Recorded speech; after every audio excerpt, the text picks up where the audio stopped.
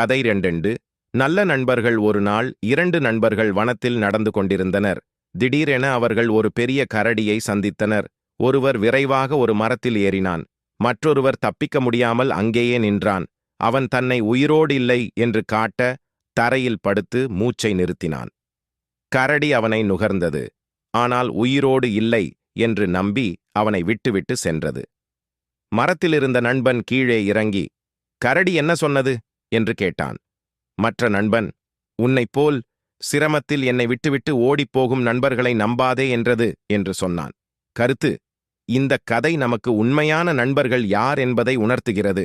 உண்மையான நண்பர்கள் நமக்கு ஏதேனும் பிரச்சினை வந்தாலும் நம்மை துணிச்சலாக எதிர்கொள்வார்கள்.